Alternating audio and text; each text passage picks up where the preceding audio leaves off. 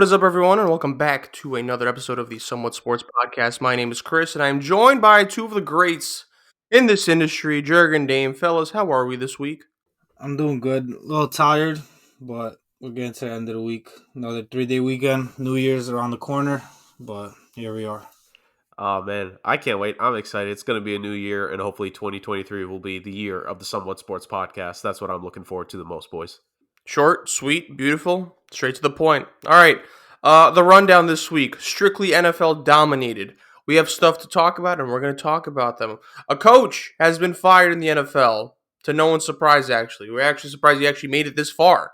We will also be talking about the next 2 weeks in the NFL because there are a lot of games with massive playoff implications. Can't even stress how important they are if you want to talk about playoff seeding. So, the next 2 weeks of the NFL will have an impact on how the playoff matchups are going to lay out. So, we'll be talking about that. We'll be talking about possible scenarios. And then we're going to talk about two young quarterbacks in the NFL whose futures are kind of uncertain, both for different reasons, very different reasons. But we will be talking about them. And then we're going to end off with clowns and crowns for week 16, I believe, as we gear up for week 17. So, gentlemen, are we ready? Yes, sir. Okay. So, guys, Nathaniel Hackett, former coach of the Denver Broncos, fired.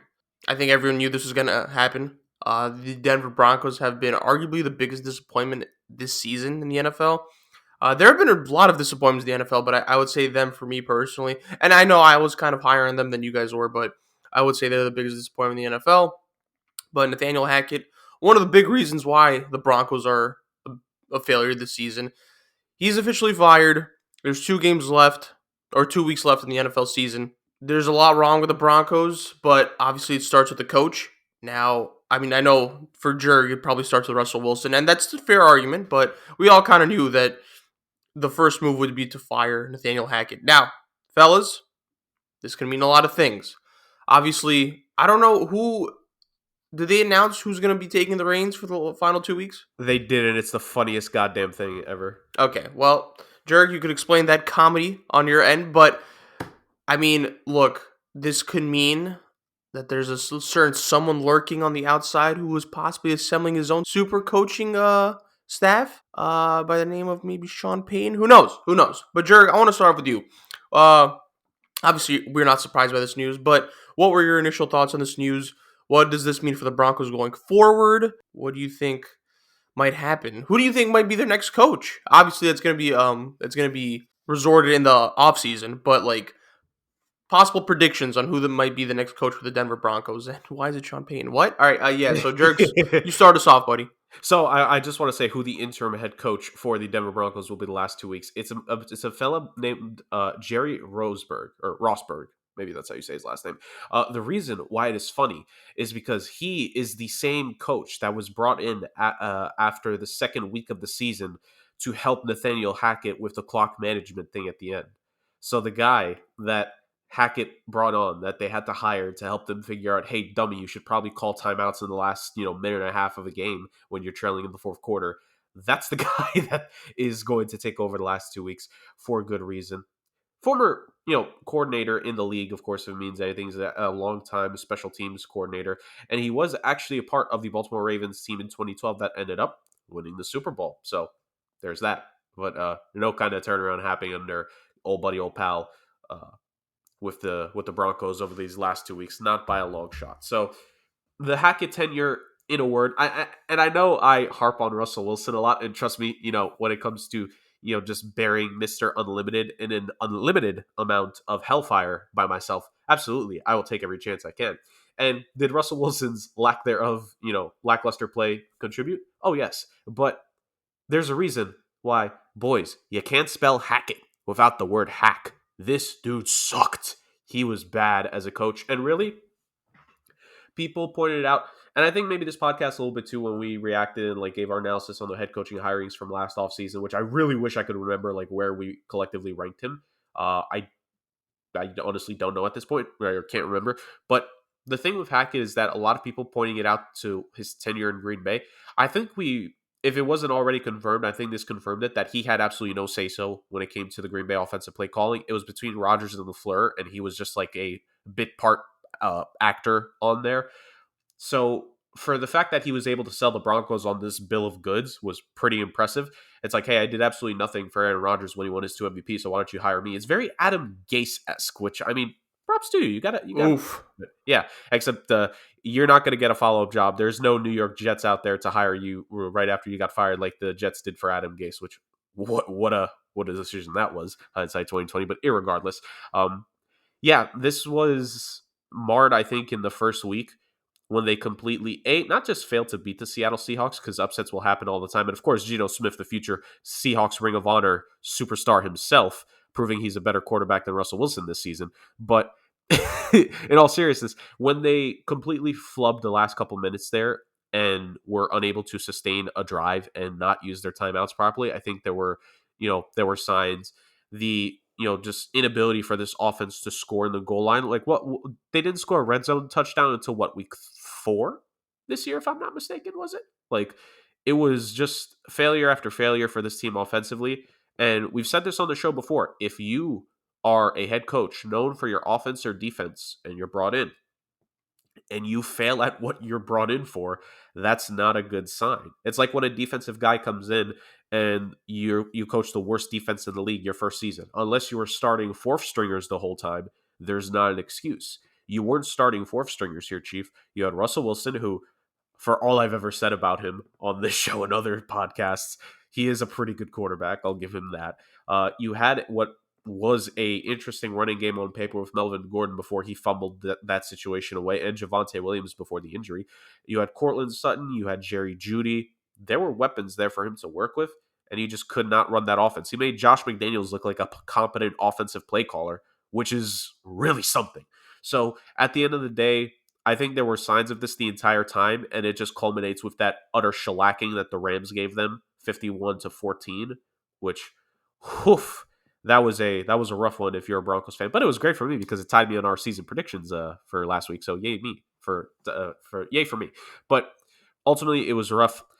I'm not surprised that they honestly cut bait. I figured maybe they would have just let the last 2 weeks ride out. But after that Rams game, think about it, boys. The Broncos got bought earlier this season by the Walton Penner Group, I think it was. And the Waltons, Walmart, you have Walmart money backing you. This team was just bought for, what was the price? It was either $4.5 or $5.4 billion.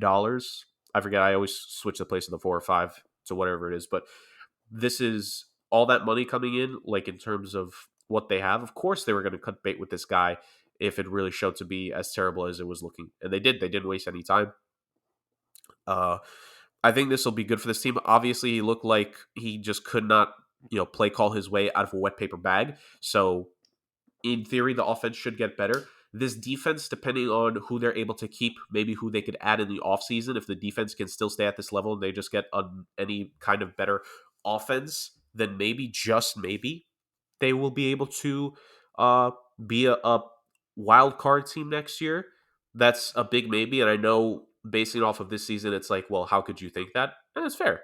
But at the same time, again, this defense still played great. It was like, the first 7 weeks of the season, if they were just averaging like 20 points per game, they would have been 5-2 or something like that.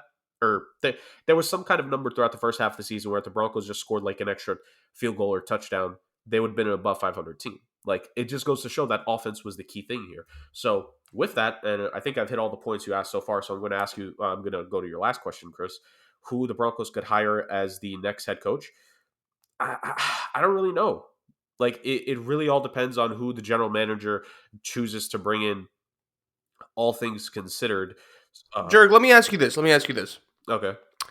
Is it Peyton or bust? Is it Peyton or bust? I mean, if Sean Payton has shown that he definitively does want to come back, which maybe he does. Well, the article came out that he's assembling his own coaching staff. So then, yeah, I guess like if you're the Broncos, you're going to go in that sweepstakes. But I think it really all depends on, do you trust George Patton to seal the deal? And maybe can they try to steal Payton away before it gets to too deep in the offseason? Because let's be real here. This is not going to be the only team that loses their head coach after this season. And depending on what happens in the playoffs for a team or two, maybe a playoff team this season is going to end up wanting a new head coach. So you got to be a little bit, if you want Sean Payton, you need to strike now, and that's what you have to do.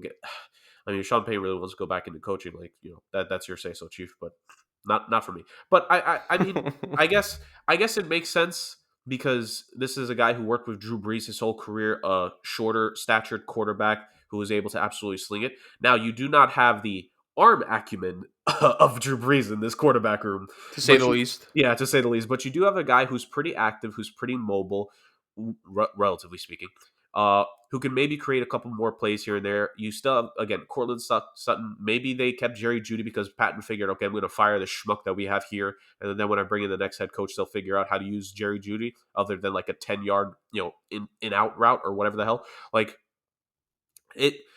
Maybe there are some reasons why the Broncos have made the moves the way they did during the season. Maybe this was the plan. Like once they got to like week 7 or 8, and Pat was just like, "Okay, I'm done with this." Because remember, it's Pat making this move now. It's not John Elway. John Elway, stepped away from the position of general manager and VP of football ops like I think a year or two ago at this rate. So you can't blame John Elway for everything in Denver. But yeah, I just think overall, like, Payton or bust. Yeah, I guess so. I mean, this is a guy who's worked with this kind of quarterback before in terms of some of the traits that he has. He certainly, I mean, Russell Wilson certainly beats Drew Brees in the insufferable category, and Drew Brees can be insufferable in his own right here and there. So that's not really a surprise to say the very least. But yeah, like, I guess, yeah, you got to go Payton or bust because, again, like, there will be teams knocking at the door for Sean Payton. You got to beat him out. And again, if it ultimately comes down to contract, like how much you got to pay Sean Payton and his coaching staff, because I'm sure if he's putting this staff together, he wants all his guys to get paid. Why not go after Walmart? like the people, like, seriously, that Walmart money is there to pay for Sean Payton and this coaching staff. You got to go at it quickly because I think if they let it go to the offseason, and again, it depends on one certain team in the playoffs. If that team flames out early, they will be getting a new head coach. Name names. And this owner, Jerry Jones, would love and has been wanting for years to get Sean Payton. If the Dallas Cowboys lose early in the playoffs, they will fire Mike McCarthy and they're going to go after Sean Payton. And then it'll be the billionaire Jerry Jones versus the billionaire Walton. And that'll be a battle, to say the least, on how much money Sean Payton. I mean, Sean Payton probably helps the Cowboys lose early so he could just have them get in a bidding war for him. Yeah, I mean, you were a lot nicer about the Broncos than I'm going to be. But I thought Nathaniel Hackett should have been fired after week 1. The coaching performance he had that week just proved everything you need to know about what kind of head coach he was going to be. And it proved throughout the regular season that was true. Obviously, no one's going to fire their head coach after week 1. But if there were ever to be a time where history were to be made and a first time for everything, week 1 when Nathaniel Hackett would have been it. I thought Nathaniel Hackett wasn't even the right hire. I thought they only brought him in because they thought they had a good chance of bringing in Aaron Rodgers. And if you bring in his offensive coordinator, QB coach, you're going to have a better chance of luring him in. But then by the time that Aaron Rodgers re-signed with the Packers, they kind of had no choice. But they already had Nathaniel Hackett in there, and they were like, damn, like, we have to pivot somewhere. So they pivoted to making the absolute worst trade in NFL history, and then preceding that, signing the worst contract in NFL history of Russell Wilson.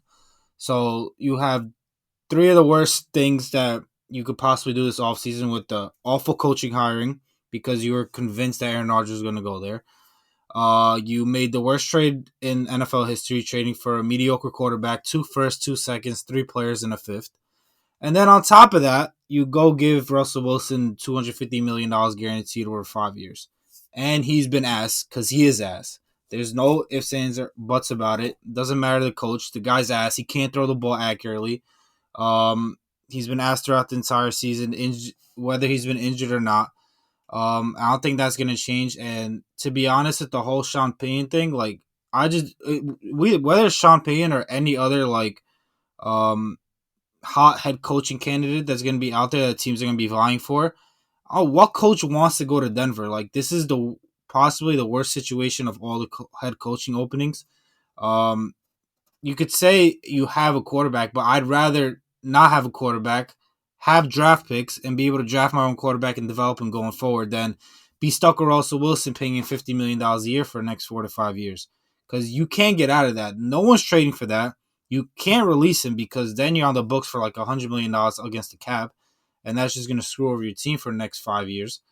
So there really is no way for this team to go with the quarterback position other than staying with Russell Wilson. And the guy is garbage. So you basically lost there. So I don't know what head coach would really want to go there unless they truly, truly believe that they could turn Russell Wilson's career around. But I just personally don't see it happening. I've seen enough from him this season. Everyone thought that all these weapons are going to get so much better, and Russell Wilson was going to benefit from these weapons. The running game, the pass game, all that. But they've been garbage. You watch these highlights of some of these games where Russell Wilson just misses guys like Sutton and Jerry Jeudy. Like, they're super frustrated with him. And that's just something hard to kind of get back to. The chemistry and and stuff like that. So for me, I don't know what head coach wants to go there. I know why Sean Payne would want to go there.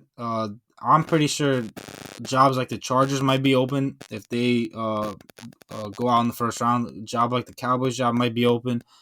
There's other jobs in the NFL that are going to be open that either don't have a quarterback but have a bunch of draft capital, or already have their quarterback and are ready to win now, and their quarterback is 10 times better, and the team is in a 10 times better cap situation than the Broncos are. So I just don't see why Sean Payne or any other coach would want to go there. But overall, this team's a disaster. I don't know what their direction is going forward because to me they're stuck. I don't see any way out of it. But yeah, it would suck to be a Broncos fan, to be honest. I will say, Dame, just to the why would any coach want to go there? To be a head coach, you have to have this ego. And we know, let's be real here, Sean Payne's got one of the biggest egos there is. And he would firmly believe that he sees what Nathaniel Hackett did and is like, I can turn that entire thing around. Just give me a year or two. Like, for sure, Sean Payne would be willing to go there. Absolutely. Like, I know for us, we saw what happened and we think differently. But I know for Sean Payton, for a lot of coaches, especially if this could be like a guy who's going to get a head coaching opportunity for the first time, they're going to ultimately sell to the Broncos on the fact that we can fix what was last year. We can make Russell Wilson work, and we can make him look like what he did in Seattle. That's 100% the case. I'm not 100% sure it's the worst situation per se, but for now it's a 1 of 1, so they technically have to both be the best and the worst. So, but. No, for sure. Like, Sean Payne could definitely see himself going there because it's the ego. Like, there is so much ability to be able to say, like, hey, I went there and I made this work after my predecessor just completely screwed the pooch on this thing from week 1. All right. Let's move on, fellas, to possibly the crux of news this week. Not really news, it's just the discussion point. There's 2 weeks left in the NFL. So a bunch of teams have clinched playoff berth, and there are also a bunch of teams that are in the playoff hunt. And I think the next 2 weeks are going to determine who the final wild card teams will be. And there are a decent amount here, guys. There are a decent amount. And I think there's a lot of games that, honestly, the level of importance are pretty high. So we want to talk about AFC or NFC first? NFC.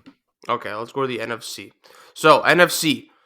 Eagles, Vikings, San Francisco 49ers, and Dallas Cowboys have all clinched playoff berth. After that, we have the Giants, the Washington Commanders, Tampa Bay Bucks, Seattle Seahawks, Detroit Lions, and the Green Bay Packers. I think a tier after that would be the Panthers and the Saints. Again, Panthers and the Saints are in the same division as the Bucks. I think we could all kind of agree that the Bucks are probably going to clinch. Don't the Bucks play the Panthers this week? They do, so I think a win here would ultimately clinch the division, would wrap it up. Right, and I think for the Panthers, the Panthers need to win the next 2 weeks, right? I mean, because if you beat the Bucks, you own the tiebreaker over them. Yeah, and also, so here's the thing: so the Bucks are 3-1, the Panthers are 3-1 in the division. If the Panthers get this win this week, that'll be a massive step. And they'll be 2-0 against the Bucks, so they have the tiebreaker against the Bucks because they'll be 2-0 against them. That'll be wow. Talk about levels of importance for the final week of the NFL, because I mean, this is it, right? I mean, this is the final shot. I don't think the Saints have a chance. I mean, if the Bucks clinch, I think the 4 division winners will have finally clinched officially, and then after that is just wildcard teams. I think the only wildcard team that has clinched is the Dallas Cowboys. So after that, we have the Giants, the Commanders, the Seahawks, the Lions, and the Packers. So the Packers kind of came out of nowhere. I mean, what an abysmal start to the season for them. They've been on they've been on a winning streak, right? How many games have they won in a row? 3. Okay, so they had a clutch win on Christmas against the Dolphins, and I know that Christian Watson has been hurt. I don't know how long he'll be out for. If one of you guys could like fact check that for me. He's just But questionable. He could okay, play this so week. he's not. It's not like a long term thing. Okay, so look, guys, I want to try and make things interesting because I think I like the Lions. I love the strides they've made. I don't think they make it necessarily as one of the final wildcard teams. I do think the Giants make it. I think the Giants make it. So if all predictions come true, we'll have the Bucks clinching. So if the Bucks clinch this week, that means 5 teams have already clinched in the NFC, and then they'll leave 2 wildcard spots left. I ask you guys, who do you think those last 2 wildcard teams will be? I think personally, I could see it being the Giants, and I could really see the Packers kind of sneaking their way in here. I don't know. They've caught fire at the right time, and we've all talked about momentum, especially in the NFL towards the end, massive. So prediction wise, I could see the Giants and the Packers. Now, I mean, this week's going to dictate a lot, obviously, but I don't see the Seahawks making it. I think the Seahawks are gonna they'll be facing the Jets, and I think the Jets obviously are fighting for their playoff hopes. So I think they're gonna get the Jets best. Seahawks have kind of been wonky ever since like their hot start to the season, but I don't know. I don't know. Like I think I've seen enough from the Giants that I believe that they'll clinch. You know, props to them, man. I mean, no one had them going this far. No one had them being this successful. But my final 2 teams, if the Bucks clinch, which I think they will be the Giants and the Packers. Dame, what about you? I'm gonna go with the Giants as well as one of them, and then that next one is so tough. I know. Packers I'm got a gonna rough 2 go. games. Packers play the Vikings and the Lions. That's actually, So yeah. I might have think to a understand. lot of it is gonna come down to that last week between the Lions and the Packers. That like I'm trying to choose between the Lions and the Packers. I'm going to lean with the Packers. I think this week they're home against the Vikings. That's obviously a tough matchup. But just the fact that they're home, I think that's going to benefit them a lot versus the Vikings. Obviously, it's going to be a big game, so Kirk Cousins may not show up. So I think they're going to roll with that momentum that they have. And they finish the season home against the Lions as well. So playing their last 2 games in Lambeau with the momentum that they have, the way they're rolling, I think they're going to win out those last 2 games. I just don't trust the Commanders. The Seahawks, I think they'll beat the Jets. I'm kind of hoping for that at this point. You have Mike White starting, so yikes. But then they have the Rams that last week. With the way the Rams are playing, they're tough out. I'm not just saying that because they spanked the Broncos, but they're just a tough out in general. It looks like Baker Mayfield's kind of getting comfortable with that system, and they're kind of not playing for anything, so they're all playing hard. So it's going to be tough for the Seahawks, I think, to win that matchup. But I'm just going to roll with the Packers, just based off all the momentum they have and that fact that they have their last 2 games in Lambeau. I will, give us a hat trick here. No hockey this week, but I'm seeking a reference. I will give the Giants and the Packers as the last 2 wildcard teams for myself. I so badly want to pick the Panthers to upset the Bucks, but Me too, man. we're going to be cursed with getting Tom Brady as a divisional team here, and Buccaneers Cowboys will be an interesting wildcard matchup to say the very least. But yeah, so here's my thing. I have the Seahawks going 1-1 at best in their last 2 weeks. I think they'll lose to the Jets, and I think the Rams will beat them because the Rams are still fighting for not giving the Lions the best possible pick, and I think that's enough motivation within that locker room. Plus, Baker's actually playing well, and he might be the quarterback of the future, intermediate future for the Los Angeles Rams. So he's going to be trying there. The Lions, I think, are going to go. Well, like they might beat the Bears, all things considered here, so maybe 1-1. But the Packers, I have them going 2-0. To me, the Minnesota Vikings are absolute frauds. I think the Packers could definitely beat them this week, and I think the Packers, with that momentum, after beating Minnesota Vikings and lording over little brother once again, they will lord over their other little brother in the NFC North and absolutely demolish the Lions at home field in Lambeau, getting themselves the 7th and final wild card spot with a 9-8 record, just barely sneaking in. And if Aaron Rodgers can continue the pace of just 11 interceptions on the season, the last time that he threw 11 interceptions, the Packers won the Super Bowl, and they were a wild card team. 11 interceptions, and the Packers were our wild card team. You already know who my Super Bowl prediction is this year, ladies and gentlemen. It's not the Green Bay Packers, but I just wanted to point that out for the heck of it. But yeah, those are my last 2 teams. I think the Giants have built up enough to where I think if they beat the Colts, they should clinch this week. No? Or it'll probably depend on like other teams like winning and losing games. But I think the Giants are in the best possible spot. They face the Colts this week, which, let's be real here, that franchise is an utter joke. And they face the Eagles, who, like, all things considered, do the Eagles consider resting their guys depending on, if the Vikings lose this week and the Eagles can get a victory this week over their opponent, which is the New Orleans Saints, then they should be able to. And considering the fact they hung up 34 points without Jalen Hurts, it looks like this offense can do its job. I think we'll have a situation potentially this week of what we could see happen is the Eagles could clinch the NFC top seed. The Vikings and the 49ers could be tied for the second seed after this. The Buccaneers could be clinched. The Cowboys are set in their ways. The Giants could clinch, and then it all comes down to the 7th wildcard spot. We could see basically nearly the entire NFC picture get wrapped up by the end of this week, and I'm very excited to see that and have it set up what could be a highly, highly entertaining Week 18 in this season. Narratives only, man. Narratives only. That's what we love to see. This league is built on narratives. Yeah, the Bucs will probably draw the cow. I think that's the one matchup that I think is all but guaranteed is the Bucs versus the Cowboys.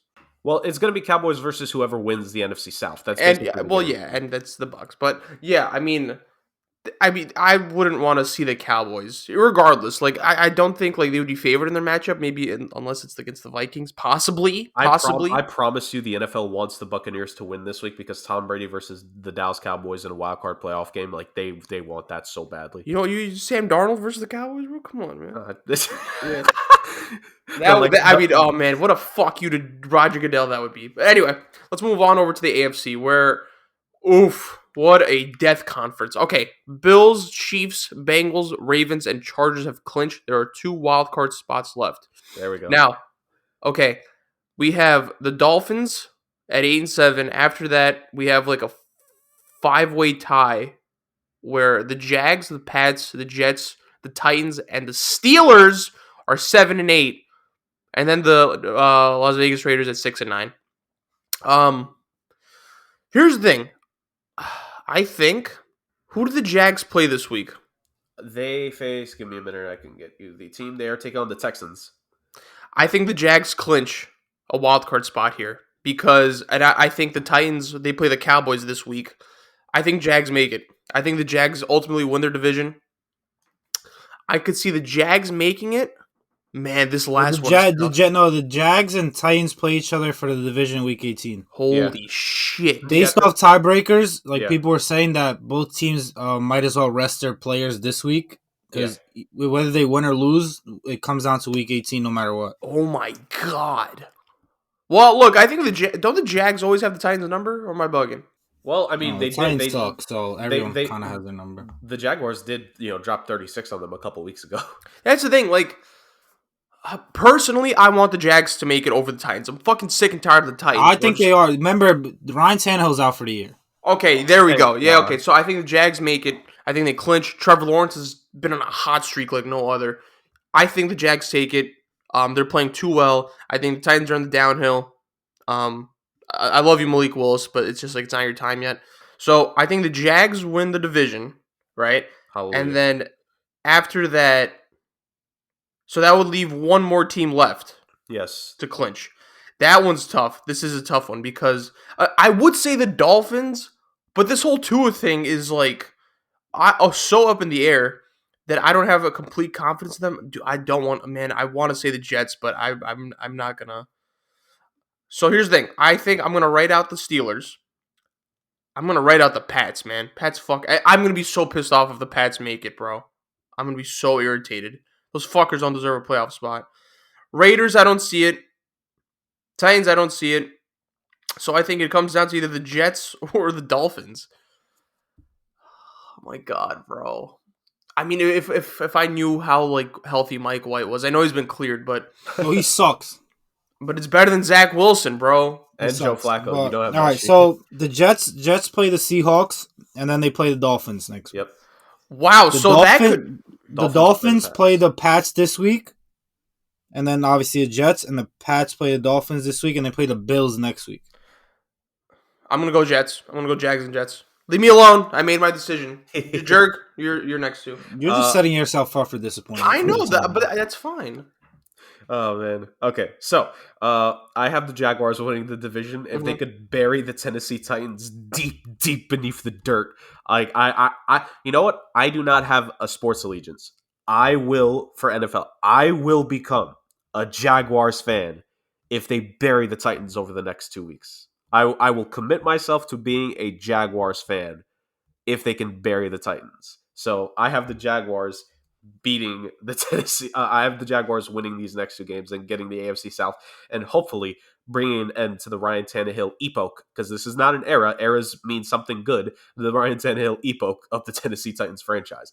For my final wild card spot, the Patriots, I think they're going to go 0-2 because the Bills, I think, will still be in play for the top seed in the AFC come next week. So I think they're still going to go full throttle against the Pats.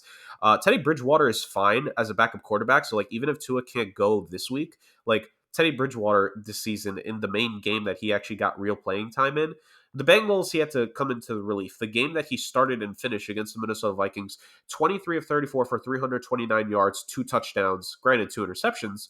But still, they were in that game for the most part. Even though the Vikings won, it wasn't a dominant win. It was just 24-16. And realistically, the Dolphins also outgained them yardage-wise in that one. So, I'm sorry, Chris. I have the Dolphins beating the Pats, and I have the Dolphins beating the Jets next week as well That's fine. to get into the playoffs. I do have the Jets beating the Lions this week, personally, though. Like you Jets said, play the Seahawks, don't they? my bad. Jets beating the Seahawks. I don't know why I thought the Lions there, but yeah, I have the Raiders going 0-2, and the Steelers last 2 games. Who are they against? They're against the Ravens and the Steelers. And that one is kind of tricky because the Ravens need to try to win this game to still be in contention for the AFC North. Because I think if the Bengals win and the Ravens lose, the Bengals get the AFC North. So it's gonna be intriguing to say the very least in the AFC. But yeah, my last two teams, I have Florida shining bright here. I got the Jaguars winning the AFC South, and I got the Dolphins getting the last wild card spot here. I'm gonna agree with the smartest man on the podcast. I'm gonna go Thanks. with the Jaguars and the Dolphins. Oh, Jaguars, I just think, like you guys mentioned, Trevor Lawrence has been playing out of his mind, and they're just rolling with so much momentum compared to the Titans, who lost Ryan Tannehill for the year, and they're kind of on the downhill at this point. So I just think that Week 18 matchup, they're gonna win that game, and they're gonna take the division. Good for them. I mean, I'm excited to see that team in the playoffs and see what they're about, and kind of dip their foot in the water, because I think this team is going to be a really tough team for years to come. As for the wild card spot, I just think the Jets are gonna go 0-2 for the rest of the season. I don't see them beating the Seahawks, and I don't see them beating the Dolphins, even with Tua out. I already know they ruled out Tua for this week. Might probably be out in the following week as well. But them playing at home, I think it's gonna be tough for the Jets, and the Jets starting Mike White. Things gonna be even worse for them. But the Pats, I think they're gonna lose both games. Clearly to the Bills, I think they're gonna lose, and I think it's going to be a really close game, I think, because Bill Belichick's going to be tough on Teddy Bridgewater. But as long as Teddy Bridgewater stays healthy, because he clearly gets knocked out of games a lot, as long as he stays healthy, I think they're going to set up a game plan where he just gets the ball to his playmakers, from Raheem Mostert to Jeff Wilson, Tyreek Hill, Jalen Waddle. He's just going to get them the ball and make them make plays.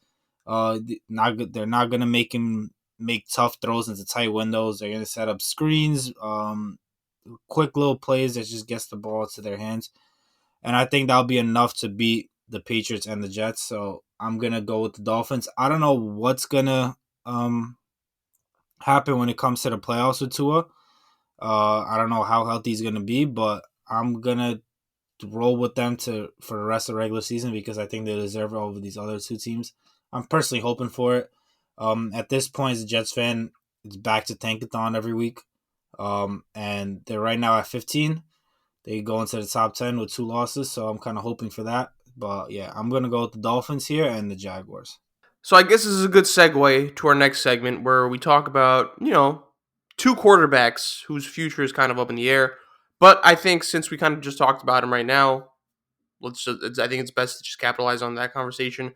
Tua, again, is officially out this week. Concussion protocol.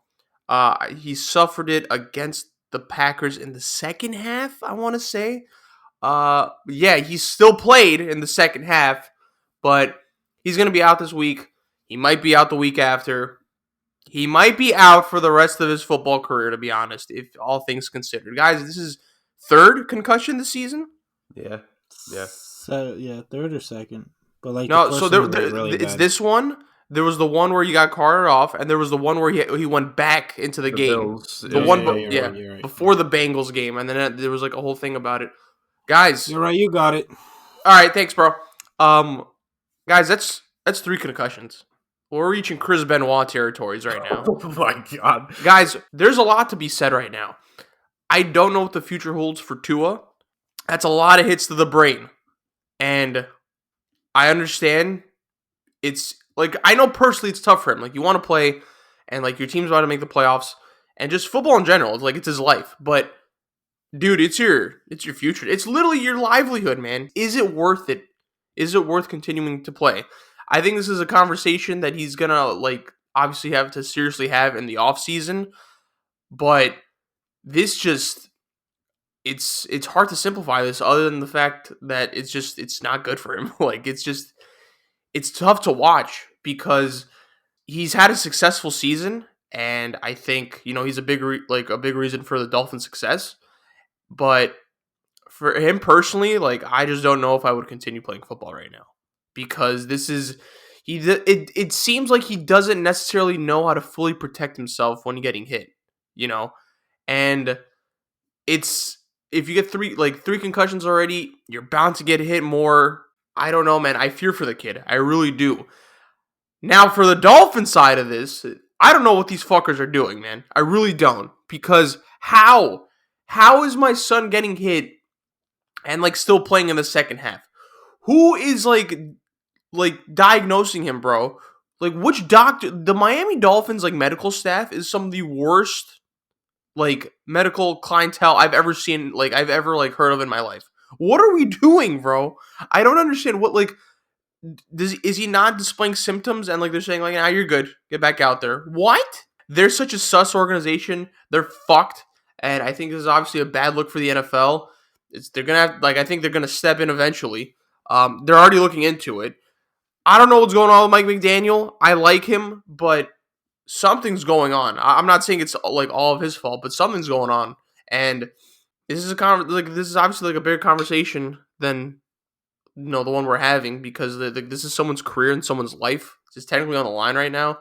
I don't want to like talk about the grand spectacle of it. Like I don't want to like jump to like the most extreme point of this conversation where I'm be like Tua needs to retire, but like it's I think a legitimately realistic option here because I mean CTE in football is obviously no joke. It's been like a thing, and I don't know, man. Like he seems like a good kid, so I kind of don't want this to happen. I don't want this to happen to anyone. I think it's out of his hands at this point, and I think the medical staff really like let him down. The Dolphins let him down. Mike McDaniel let him down. Oof, it's just tough. It's tough, and obviously, like this what's happening now obviously has an effect on the Dolphins in the last 2 weeks, right? Like their playoff chances are in the shitter right now. Like they're gonna have to go without Tua, and like I don't know their record without Tua. Have they won without Tua? Does anyone know? I don't think so this season. I don't think so either. Because they lost the Bengals game when he went out. They lost to the Jets. They lost the Vikings game. I think those were the only games he missed, no? No, he missed the Jets game. No, but that's what I'm saying. He missed the rest of the Bengals game. He missed the Vikings game. He missed the Jets game. They lost all those games. So, exactly. So, record-wise, just based on the stats and the data, they're not good without him. So, I think all parties here are fucked. But I don't really care about the Dolphins because that's not what matters right now. What matters most is Tua and his health and his long-term being.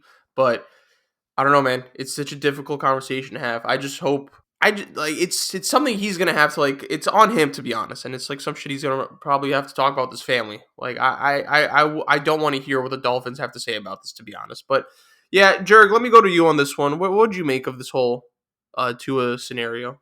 Well, just on one last note for the Dolphins and like on them, just this season as a whole, they've been streaky. They've only had streaks this season of winning or losing. They started out 3-0, then they went 0-3, then they went 5-0, then they've lost their last 4. So just for the context there.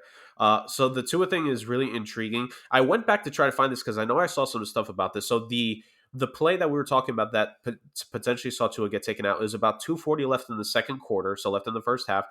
Tua dropped back to pass, he just dumps it off, and the Packers defender gets him and hits him, just brings him down. And when Tua falls down, his head clearly snaps, and like the back of his helmet hits the, I don't know, turf, grass, whatever the hell it is. But if what we are, I mean, because he is in concussion protocol, we know for sure like he has suffered a concussion. If we believe that this was the play where it happened, so with 2:40 left in the first half, pre this play, Tua was 9 of 12, 229 yards with 1 touchdown in the game. After this play, he was 7 of 13 for 81 yards and 3 interceptions, which were all 3 interceptions he threw in this ball game. So it clearly affected him personally. In terms of my thoughts for Tua, like, it just sucks. Look, even though they tried to deny it, let's be real here. We call a spade, and we talked about this on the show back when it happened. I think you may have missed that episode, Chris. I think that may have been an episode where it was just me and Dave. But basically, like, even though they didn't call it a concussion for the Bills game, it was a concussion. Let's be real here. He suffered a concussion in that game. So it's that one, it's the Bengals one, and now it's this one. Like, you need to, I think you said it best, Chris. Look, we can't really presume, and it would be inappropriate of us as nowhere near medical professionals and also not being near that situation in any way, shape, or form to really like try to give like advice or analysis. All I could say is I hope for Tua, I hope that he can get out of this, and I hope he's as healthy as possible. I hope that he does at least have a conversation with his family. Maybe he goes see some trainers, because I think part of it is, Chris, you kind of mentioned it, where if he is able to like try to get away better, or like try to figure out a way where he can kind of protect himself when he's falling, if he can. But I think overall, like, again, just from a Dolphins perspective, even though they've made offensive line additions, you still need to do it, because clearly the additions you made have not been enough if your quarterback has suffered not 1, not 2, but 3 goddamn sacks this season, or 3 goddamn concussions this season, excuse me. So, like, it's just hard to say, because at this point, I feel like it would almost be regurgitating what we said earlier in the season, that I mean, to the Dolphins' credit, they're not going to throw him out there this week knowing he has a concussion, which I guess is a step up from, last week. Which, I mean, it's not really saying much. It's like walking to the police station. It's like, hey, I actually did commit a murder just now. It's like, okay, am I supposed to give you credit? Do you think you're going to get a lighter sentence here? Like, what do you expect here? Like, do you want a gold star? I don't know. So, I just hope the best for Tua, but I do hope he does have a conversation about this, because, dude, 3 concussions, like, this is no joke. Like, we always like to think, and this, not we as our show, but fans as a whole, we always think to ourselves like, hey, just get up, rub some dirt on it, etc. Oh, you're getting paid these millions of dollars. Like, I'll take whatever kind of pain. Like, that's the biggest thing on the internet. It's like, oh, I'll take those millions for any kind of pain. It's like, you mean the kind of pain where you're going to be screwed and might commit some heinous acts in the future, mainly to yourself? Like, concussion, CTE, this is a real thing. Those millions of dollars are not going to mean anything if in 5-10 years from now you've absolutely lost your mind, which happens to a lot of these guys. So, like Vincent Jackson, Junior Seau, et cetera, AB. And I hate to bring those names up, but you're in 3 concussion territory, Chief. This is the conversation that you at least got to have privately. In you one gotta season, bro. Yeah, and he just got married before the season, too. So, like, this is a guy who's about to have a family of his own. Like, this is a conversation he needs to have. And maybe the Dolphins can help him in this regard. Like you said, Chris, like, I know it's a thing with young quarterbacks. Like, I think, I know this is random, but when Mark Sanchez, when he was early in his Jets career, when he was trying to figure out how to slide when he would actually run the ball, like, the Jets actually, I think, brought in Derek Jeter or someone to, like, show him how to slide so he could slide properly to, like, end runs. Like, maybe there's something the Dolphins can do to help Tua here. Like, hey, this is how, like, you can try to help yourself whenever you kind of get out there. Even though I think all of these, for the most part, have been, like, within the pocket. It hasn't been him scrambling. But there's just got to be something they could do here, because the fact that he's about to enter concussion, well, he's entered concussion protocol for the 2nd time this season. He's got a concussion, let's be real here, again, for the 3rd time. I can't say much else to other than I hope this all just ends up the best for him, and we hope it just doesn't end up in a poor situation. And I would also hate for it, if it does go to the extreme route where it needs to be like a career consideration thing, like I just mentioned earlier with Stafford. I hope not, because at the end of the day, the thing I personally hate the most is that when a professional athlete doesn't get to dictate the end of their career on their terms. And it would suck even more if this kid has to do it at, 25? That would just be brutal. So I just only hope the best for Tua in this situation. I hope everything gets cleared up. I hope medically he's okay. But this is a bad look on the Dolphins. They cannot go into next season now and allow like this current status quo to continue with how they've handled things this season. There needs to be some serious personnel decision making reevaluation this offseason, because this entire year has just been poorly handled on their front. Yeah, I mean, just to start off, everybody in the Dolphins medical staff should be fired immediately. If not at the end of the season, I guess, if you want to wait. But they should all be fired. I mean, I don't know if you guys saw that. I know Drake did. I don't know if Chris saw the way he hit his head. There's no way he should came back in the game. I mean, he literally, his head just went straight off the turf like a fucking ball, just bounced back up. Like, there's no way he should have went back in the game. And this is not the first time they've obviously mishandled concussion with his. They mishandled it the second time, I believe, or the first time too.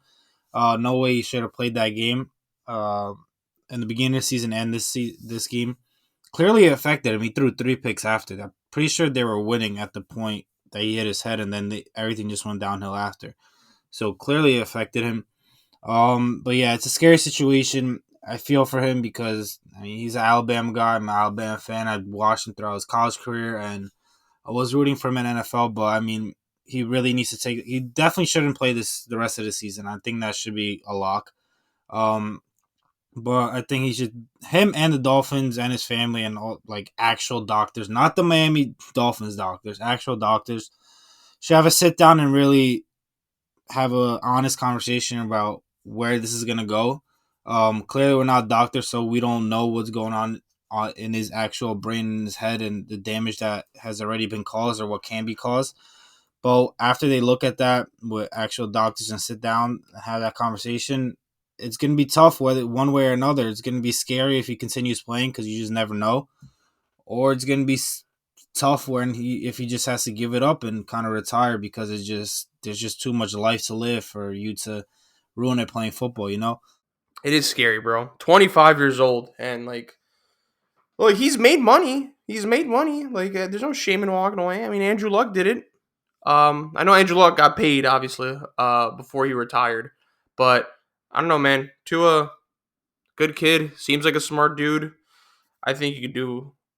I think you could do without football, man. It's not worth it at this point. I Like, mean, all the endorsements he's done. I think Tua's been one of those guys who, like, is smart with his money, because this is actually one thing I like GQ has done like a bunch of these like professional athlete, like My First $1 Million, and how they spent it. yes. Like, I think Tua said that like he's tried to mainly just live off of his endorsement money. So Yeah, a lot of athletes have been doing that. saved all his contract money, and you're talking about, like, even if he does have to retire, I think the last year of his contract would be guaranteed, and I think the signing bonus is already all paid out. If not, I think it's still like if the Dolphins do right by him, they can pay it to him like the Colts did for Andrew Luck. They still paid him his bonus even though he chose to retire due to the injuries. So I like Tua will be in a good spot. It's just like, for a guy who's worked his entire like life basically to get to the pinnacle of the sport, the apex of his professional playing career. Like, that's why I mentioned, if he has to end it and it's not on his terms, like, my heart just breaks for him more, because it just, in life, you want to do things on your terms, and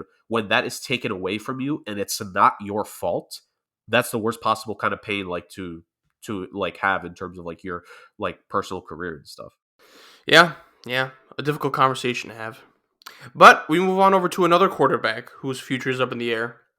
Completely different scenario. Zach Wilson, second pick of the 2021 draft, for quarterback for the New York Jets. Wow. Second year in the NFL, and the talk is there that the Jets are ready to move on from him. He's already been replaced as QB1 by Mike White, of course. Let's put things into perspective here. So I think the first season, obviously, it wasn't great. I mean, the Jets were bad. He showed flashes of good quarterback play, but mostly it wasn't a great year for him. But again, he was a rookie, and you're playing for a bad team. Not a lot of weapons. First time head coach, Robert Saleh. We give you the benefit of the doubt, right? Second year, which is this year, obviously he fucks up his knee in the first preseason game, I believe. Avoided a disaster. I think it was just a meniscus tear or something like that. But he was out for the first 3 weeks. He comes back. Jets are, I think, like his first 3 games, the Jets went undefeated, right? Or 4 or something like that. But then again, they did have Breece Hall, and then Breece Hall got hurt, and then just exposure city. Since then, Zach Wilson has been on a shit show. Just absolute garbage quarterback play. And then eventually it led to his benching because he just can't make simple throws anymore, bro. It was really difficult to watch. I know for me and Dame as Jets fans and who were Zach Wilson believers at the start of his career, it was tough to watch. It was tough to watch, but I understood the move, man. Like he was just not good in the slightest. It was bad, and it didn't help that they looked exponentially better with Mike White as their starting quarterback, and then Mike White got hurt. I think it was bruised or fractured ribs, one of the two. But Zach Wilson comes back, plays like ass still, and we're back to Mike White who got cleared, and it just seems Zach Wilson's confidence is completely shot. The Jets don't have faith in him no matter what Saleh says. He's like, we're still going to do our best to develop this kid. He's still part of the future. All right, pal. Saleh's really good with the media. I'll give him that. But it's just his career is clipped as a starting quarterback, especially for the Jets. I mean, he's going to be a backup somewhere else. I don't think the New York media is good for him. It's shot right now. It's just shot. And it's just the Jets, like in the Joe Douglas era, have been really good at drafting. Unfortunately, this is the one draft pick that you really kind of had to nail. And this is the one that kind of tarnishes and overshadows the other good draft picks that you've made so far. And they made some really banger draft picks. But this one, obviously the most important one, they know they fucked up. He just hasn't looked good in the slightest. I do think it was officially over after that post-game interview, again, like after the Patriots loss, where it was like 3-3, and the Patriots won literally at the end. And then they were like, did you guys let the defense down? And he was like, no. And then after that, I think he lost the locker room. I think they just completely hate him. So it's one thing that like to suck, but like to suck and like your teammates hate you, it's over after that. So here's the thing. In terms of like where the Jets go from here, it's kind of difficult to kind of pinpoint because they're in win now mode. As funny as that sounds, I do think the Jets have a good roster and they have some good offensive pieces as well. I think the defense is ahead of the schedule. But guys, like, what is the next move for the Jets? I think the pipe dream, like Dame kind of mentioned for the Dolphins, would be Lamar Jackson. And the Jets do have draft capital to make that happen. I just don't know what's going to happen with Lamar Jackson and the Ravens. So that's kind of up in the air. I don't want to put Lamar Jackson in that strategy yet because it's going to take a lot to get him. I don't know what the Ravens want to do. So that's kind of unclear. I don't want Jimmy G, man. And I don't want Derek Carr. Derek Carr's been garbage this season. And, like, I don't want these quarterbacks that, like, these mediocre, like, kind of oldish quarterbacks that don't really move the needle for us. I don't no. I might as well just stick with Mike White until like the Lamar Jackson becomes available. It's so weird. It's so weird because I don't like whoever's available right now, whoever's going to be available does not move the needle for you. And whoever they have now isn't good enough to win. So the Jets are kind of like stuck in this QB purgatory, for lack of a better term. So I don't know what they're going to do in the offseason. Dame, let me start off with you. What do you make of like Zach Wilson? And what do you make of the Jets quarterback situation going forward? So yeah, obviously the Zach Wilson era is over. I was one of the last believers in him, but clearly you get his shirt by the way, Dame? Yes. Oh God. I'm just bad luck. I've had 4 Jets jerseys in my life. No, wait, 1, 2, 3, 4, 5. I've had Jamal Adams, Sam Darnold, Le'Veon Bell, Zach Wilson, and Sauce Gardner. So, oh no, Sauce Gardner is going to leave the team in 4 or 5 years.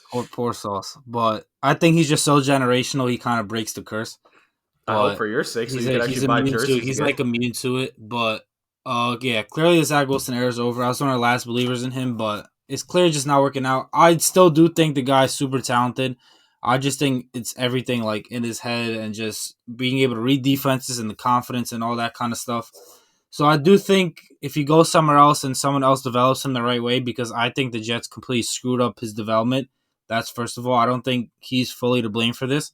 I think from Robert Saleh to the coaching staff to the front office, I think they all screwed up the way this kid was developed. But that's a conversation for another day. I definitely think the era's over. I don't know what they could possibly trade him for. I don't think they're going to release him. I'm sure somebody will trade for him as like a developmental project because he is super talented. The Colts? And the Jets weren't the only team that were interested in drafting him at too. Like there were many other teams that had him high on their board. So they might just look at it as like it's New York. The Jets screw up everything, so might as well us bring him in and kind of us develop him in the right way. So we'll see how this offseason goes, but clear it's over. I don't see what the Jets could possibly do this offseason. The way these quarterbacks are this offseason, I don't really see any other way but to go Jimmy G, and I'm personally okay with that. I've been okay with it. I've been really impressed with the way Jimmy G has played this season. I think he's been better than the past few years. How he's been playing.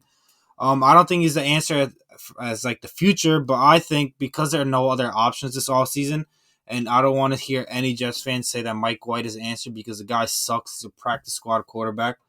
And I absolutely want no part of Derek Carr. So if I was a GM, I'd go out, I'd pay Jimmy G a lot per year for 2 years, say give him 2 years, $60 million deal, fully guaranteed, whatever case may be. Something like, I mean, that's what he's going to command at the market, 25 to 30 mil. Probably it's going to be less money if you give him more years, but I'm I want to give him 2 years, high per year, 60 mil as a total, so $30 million per year. And then I'm drafting a quarterback, not this year because you won't have a high enough pick. I think next, or you do draft quarterback this year, but I just think after Bryce Young and CJ Stroud, there isn't anyone really there. I'm not And doing think, Will Levis, whatever the fuck his yeah, last me name is. neither. So I'm either trading back and trying to get assets for next year's draft, or I'm drafting a position to need somewhere else, like offensive line or something like that. And I think the following season is when I make a play for a QB in the draft. Whether it's trading up or whatever the case may be, maybe you'll be bad enough with Jimmy G. Maybe Jimmy G will get hurt and you'll actually be bad enough to draft like a Caleb Williams or the guy from North Carolina, Drake May, or there's a couple other guys as well. But yeah, you start Jimmy G next year. He's obviously a veteran quarterback that's familiar in Michael LaFleur's system in San Francisco. So I think he'll be pretty good there as long as he's healthy. I think the Jets will probably be in the playoff contention again, if not better than they were this year. But you play Jimmy G all next year. You make a play for a quarterback in the next year's draft, and I think that second and final year, Jimmy G's contract, you have the quarterback sit behind him the way Zach Wilson should have sat the first year. Because I'm a big believer in sitting your quarterbacks the first year to kind of learn the NFL because there's so much to learn, not only on the field but off the field as well. So I think you sit him in his first year, the rookie, behind Jimmy G, and then by the first year Jimmy G's contract's over, you have the off the books, and your guy is ready to start in his second year after having a full year of kind of sitting back and learning the NFL and sitting behind Jimmy G and learning the NFL and the offense. So that's what I would personally do. But I don't know which way this team's going to go. But clearly they're moving off Zach Wilson, so it's going to be an interesting offseason once again. Jets. How we are at this point once again, where you need a quarterback. A tale as old as time. A tale as old as time. The New York Jets need a new quarterback after like 2 or 3 years with the current one. Well, so here's the thing, and I want to talk about a point that Chris made in terms of like where their team is at. I think defensively, the Jets are kind of in a similar spot to what the Broncos were going into this season, where if they get the right quarterback in to support that defense. Because let's be real here. Like the offense, once Breece Hall went down, and maybe it's affected the receivers' production as well. Garrett Wilson was phenomenal, but you need more supporting receivers. Corey Davis was not good this season. Elijah Moore, they need to either figure out how to get him in the offense or just trade him. Figure out how to get him more consistently or just trade him. And maybe all that just ends up going back to you need a better quarterback. So obviously, like you guys have said, and I think it's very clear, Zach Wilson has lost locker room. He's lost the media. All the goodwill he got during the offseason with some of the shenanigans that we talked about ultimately has been lost because for as much as funny as it was to have the meme about him in the offseason, you actually have to play well. This is the NFL, fella, and you got to play with the big boys. So ultimately, the Jets are going to go after a quarterback this offseason. I think that's obvious. I just want to well, actually, no, I'll continue on the Jets. I'll finish with Zach Wilson. I think, Chris, I know you would love the pipe dream for the Ravens to let Lamar Jackson walk and for him to specifically go to the Jets. But I think you guys are just going to have to settle for a quarterback that's not at Lamar's level, but that is at least better than Zach Wilson and Mike White, as much as we tried to abstain from besmirching the name of the God himself. you do have to go for probably that tier 2/tier 3 quarterback that is just able to get you the wins. And so you look at the list of guys, it is closer to the like of a Derek Carr who could find himself off the Raiders this coming off season potentially. I think there is a Jimmy Garoppolo. He'll certainly be in play, especially because of his familiarity with both the head coach and the offensive coordinator on the Jets, and you see some of the weapons they could potentially have to work with. Kind of a similar setup, really, when you think about it. I think that's more closer. And maybe if the Lions end up going with a quarterback, if they choose not to sit their quarterback is Jared Goff in consideration for a trade that would cost even less. Like, the Jets are probably not going to get a top tier quarterback this offseason. So you have to go for the next tier of guys. But you basically need to go for a guy who can get you past this point next season, because that's the established mark of you are in week 17 and you're in the playoff hunt.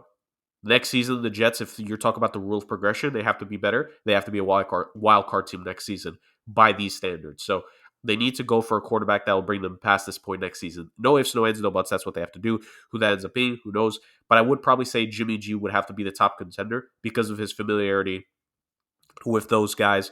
And like you guys mentioned, Joe Douglas, with how good he drafts, if he could continue to draft support pieces around him, if guys could stay healthy and get healthy, then the Jets could be really good. And even with just a Jimmy G, like, it could potentially do well for him, because I think we all know Jimmy G is going to for sure find his way out of San Fran.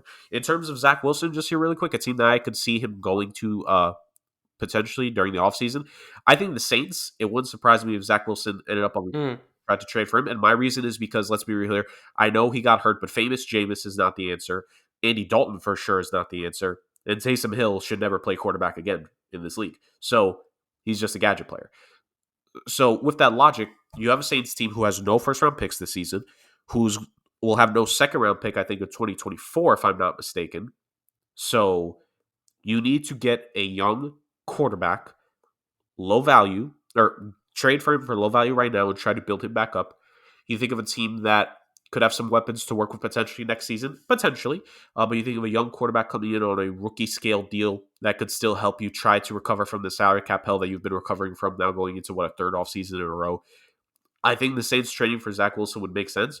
You're not going to get a lot back if you're the Jets, but that's just how it goes sometimes. I think in his career so far in 22 games, Zach Wilson has thrown for just over 4,000 yards and 15 touchdowns. Dude, quarterbacks can do that in 18 games or less. You've done that in 22. You're not going to get a lot back for him. And I know that sucks for Jets fans because he's the former second overall pick and you want to try to recoup value. But let's be real here. You're not going to get back a lot. I think the Saints could make that deal. They're honestly at the top of my list. Maybe the Colts, although I think the Colts should focus on trying to get ahead in this draft class and potentially get a top pick, because if the Bears get the second overall pick, that's a team that already has their franchise quarterback in the future, and a team that I'm sure would love to trade down, acquire, and accumulate more picks. There's a potential for the Colts right there. So I think at the end of the day, trading Zach Wilson makes the most sense. Kind of like Dame said, I think if you're going to think about a quarterback of the future for the Jets, it's got to be 1 or 2 years down the line. But I think this season showed us that the Jets still need help with quarterback. And I think as of now, if I had to give an early prediction, I know you're not asking for it, Chris, but if I had to give an early front runner, I would say Jimmy G is probably the early front runner in there. And Zach Wilson to the Saints would be my personal selection. Fine, just give me Chris Olave and we'll call it a fair deal. That's not how it works. Jets. I mean, look, you got Lamar Jackson, then I think that's you're officially good forever. Well, until, we're not anymore. But this is going to be an interesting offseason, man. It's going to be a very interesting offseason. I don't know what the Jets do. But look, I trust Joe Douglas. I don't know. Whatever decision he makes, I'll roll with the punches. Okay, guys, Crowns and Clowns segment of the week. Week 16. Fellas, we start off with clowns because we like to finish off with winners. We're a winners podcast. Okay, I'll start off with this relatively easy. I have the Dolphins as clowns because they have effectively shortened Tua's career, and they've kind of ruined his life if you think about it. So, fuck them for possibly forcing this young man to retire. Dolphins, you guys are such a sus organization. You have decent color schemes, but other than that, you guys are my clowns of this week. And I believe they were clowns when Tua got his second or first concussion or something like that. But so they find themselves in Chris's clowns again. So the Dolphins get my clown of the week for week 16. Dame. I'm gonna go with Nick Foles, and I'm going with Jeff Saturday. Reason being is because he put Nick Foles out there thinking that something was gonna change, and he threw 3 picks and got sacked 7 times. Clearly, they have no quarterbacks in that room from Matt Ryan to Nick Foles and Sam Ehlinger, who they haven't started yet, which makes no sense to me. He's the young guy that, although he wasn't drafted high, he's still a guy who had success in college, and you don't know what you have him in yet. So I think they should have let him play out the rest of the season because clearly you're not going anywhere this year. So he's going to get my clown for thinking that Nick Foles is going to save his interim job for some whatever reason. But yeah, Jeff Saturday is my clown. See, I'm torn because I got a couple candidates here for my clown of the week. None were taken yet. Which one of these teams that choked away an easy win that they should have had should I go for here, boys? For my clown of the week, give me... Actually, you know what? Hold on. This right here. Underrated. Give me Marcus Mariota for my clown of the week. Whoa. Because apparently he has kind of stepped away or walked away from the Atlanta Falcons because they've now chosen to start Desmond Ridder for the rest of the season. Hasn't this been a thing, though, for the last 2 weeks? I mean, still, I want to name... Like, I'm only hearing about this now, like, definitively. So, for choosing not to be the mentor and for you doing this, like... There's absolutely no reason. Look, there's only so many teams I could go with here. I want to go with an individual. So give me Marcus Mariota for just not being there for the young guy. I absolutely don't like that. And maybe if Desmond Ridder would have struggled, maybe they would have considered putting you into that Ravens game if there was a winning chance, but you weren't there, you schmuck. So yeah, just out of poor taste to say the very least. So my ultimate loser is Marcus Mariota because I probably could have given it to him last week, but I completely forgot about it. So this is like a 1 week, kind of 1 week too late, but screw it. Just like several teams have said to Marcus Mariota over his NFL career, screw you. So Mariota could go. For my crown, I give it to... Well, wait, can I go with my crown or do you want to... Yeah, go ahead. For my crown for this week, ending off with a winner, I was tempted to name this team as my clown to kind of like go in it, but shout out to JJ Watt. He is my crown for the week. He's going to end up retiring at the end of this season. All indications show. And what a career. Like 5-time All-Pro team, 5-time Pro Bowler, 3-time Defensive Player of the Year, definitely getting into the Hall of Fame. But the biggest reason he's getting the crown is not because he's retiring, capping off a career. It's that he gets to leave the Cardinals and Cliff Kingsbury after the season, which is just a monumental W in and of itself. So hats off JJ Watt. Nice guy. Could have won a Super Bowl at some point if he had gone to a better team. Doesn't get it, but at the end of the day, JJ, you get to walk off in the sunset, enjoy a nice career for yourself, and once again, you get to leave the Arizona Cardinals and Kyler Murray playing Modern Warfare 2 when he should be, studying his, plays or something. So you get to deal with less stress in your life pretty soon here, Chief. So enjoy it. What if JJ Watt plays mercenary next year and just signs with a playoff team in Week 16? Huh? Well, hold on. Isn't there a rule where it's like guys can't just sign within the last 2-3 weeks and then be eligible to play? Like I feel like there's. So what the fuck's with OBJ then? Is he done? I thought there was a cutoff point. Well, no, I don't think he could play in the playoffs. I don't think you could just sign a guy unless there's like a specific, because was it last year or the year before when Bakhtiari got hurt and the Packers were able to sign like a guy off of free agency? Like they were allowed to do that because of like a roster injury exception or something. I don't think you could do that at the end of the regular season. All right. Well, you can still play mercenary whenever the cutoff point is the deadline. But Dame, you go ahead. Who's your crown? I'm gonna go with Dak Prescott. Someone who's had a kind of a down year this year, but going into a divisional game, I know Jalen Hurts was out, but the defense of the Eagles is still there, and they've been one of the best defenses in the league this year. Dak Prescott goes 27-35, 347 yards and 3 touchdowns, by far his best game of the year. Extremely impressive, something I didn't know he was capable of, but here he is as my crown of the week for Week 16. Yeah. I mean, this is why this is the best segment on the show, because Dak was Dame's clown like a week or two ago, and now he's a crown. Like that's the beauty of this. My crown goes to the Los Angeles Chargers because they have clinched playoff berth, and now I get to see Justin Herbert in the playoffs finally. Crown. Oh my! It was a weak crown, but I don't know, man. I think this is a podcast that was very bullish on the Chargers, and they've kind of been disappointing for the most part, but they got the job done. They finally got into the playoffs. I think they're going to be a problem for anyone in the playoffs. But I'm just really excited that I get to see Justin Herbie, who has a lot of fans in this podcast. So I get to see him in the playoffs. I'm happy about that. First of many, hopefully, playoff appearances for Herbert and the Chargers. I know Damon and Manuel Acho were both seething when the Chargers clinched their spot. Like, that just ruins their takes about him. Dame, what the fuck? You're on Emmanuel. You're on his side? That was one of the worst takes I've ever heard in my life, by the way. What? Social media quarterback. What? Yeah. No, What does that mean, Justin Herbert's overrated.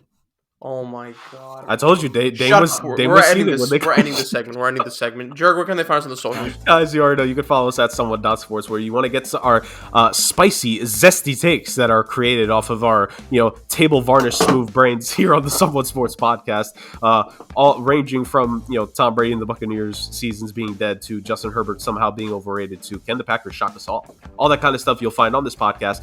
Somewhat.sports is where you get weekly updates from us when the latest episode of the show is posted, and also where you get our weekly predictions and other amazing posts and stories that we put up there. Please follow us there, and it's Somewhat Space in Sports on both YouTube and Spotify. Like, comment, subscribe to the YouTube channel. Listen on Spotify. Give us 5 stars. Please, guys, leave us feedback. We want to know how can we make the show better for you guys. This is a podcast for the people, by 3 people. And, I don't know when this is going to get posted. It's either going to get posted just before or just after the new year. So, welcome into the new year, hopefully, and may 2023 be an amazing year for you. And how can you make it an even better year for yourself? Listen to what will be the fastest rising podcast up the charts in 2023, the Somewhat Sports Podcast. Beautifully put, as always, Jerg. Beautifully put. Yeah. Great job this week, fellas. Happy for y'all to steer the ship with me. Always a pleasure, always an honor. To all of the listeners listening, if you made it this far, we appreciate you. And until next time, peace.